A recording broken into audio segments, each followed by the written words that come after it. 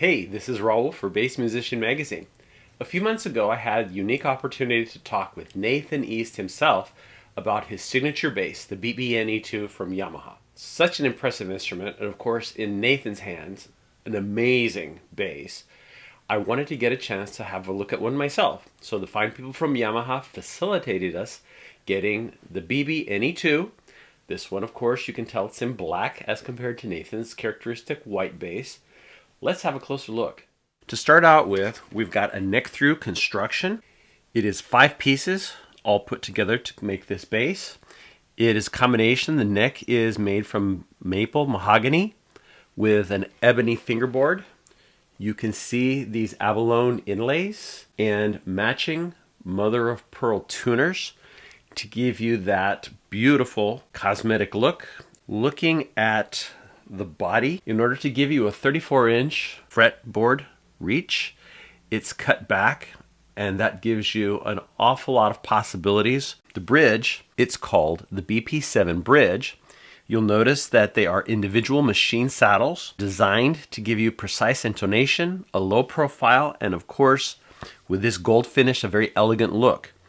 It's also important that by being individual, you'll notice the string vibrations don't carry from one string to another. The Alnico humbuckers are designed per Nathan's specs, and in the controls, you have the ability to decide the balance between the two pickups, whether you want both simultaneously or you want to go predominantly to the bridge pickup or to the neck. The EQ, you have the lineup of bass, treble, and mid. You have the options of a mid-range cut switch and a mid-range control knob that you can kind of fine-tune and adjust as per your needs. Among other highlights, the last control is the volume. Other key components to this, the radius on the neck, it has a 19 and 11/16 500 millimeters for you metric fans. And I have to point out that the finish and the attention to detail on this instrument is absolutely immaculate. It looks like it was made for Nathan himself. It does have an active system, 9 volts to power this, gives you a nice hot signal, lots of sonic possibilities from this beauty. So you get an idea where my sound is coming from. I'm running this through my DNA 800 head, and I've got both my cabs, my 112 and my 215 wired up. My signal is coming through an Astrope instrument cable, and it is the bass cable. There's one specifically designed for bass. I can see why Nathan likes this bass because of the amount of real estate that you have on the fretboard. Starting.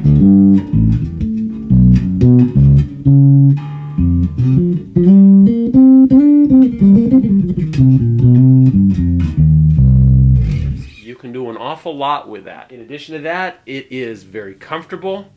The finishes are exquisite. It's extraordinarily smooth and is very comfortable and nicely balanced, as you can see.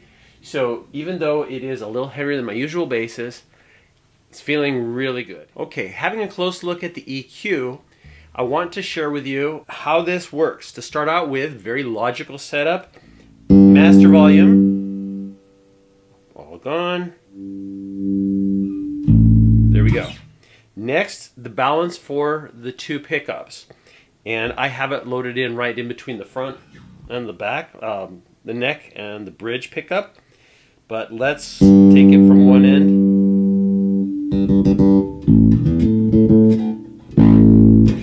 and to the other extreme. And I'll take it right back to the middle again. That's where I like it the most. Okay, now when we come to the EQ itself, we have a setup with bass, mid, and treble. With the treble, I'm going to start kind of changing there. I'm going to turn it all the way to one extreme. And this, of course, would be where you'd... If you're slapping and popping, you're going to get that snap there. At the other end of it.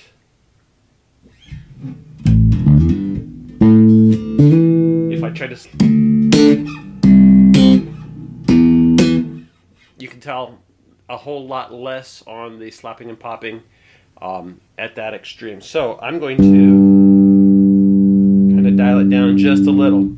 For the mid-range, if you turn it all the way down, it really can illustrate how much you really need to have your mids. So as we bring it back up again, I'll kind of max it out. Okay. On the bass, this is all about the bass. You want to be able to hear it. So as we turn it all the way down, you lose an awful lot of signal. As we turn it up, a little more.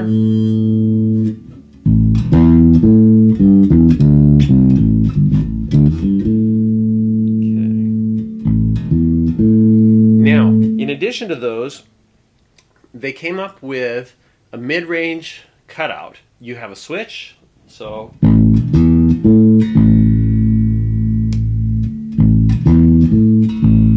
very subtle difference in my hands. And this knob also deals with mid-range frequency.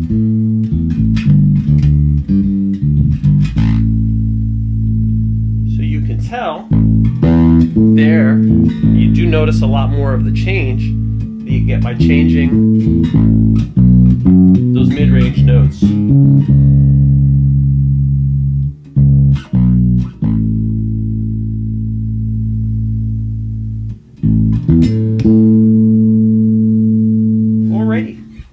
Of course, I cannot do Nathan East's bass justice, but I wanted to give you an idea of what it could do so that you can imagine this bass in your hands.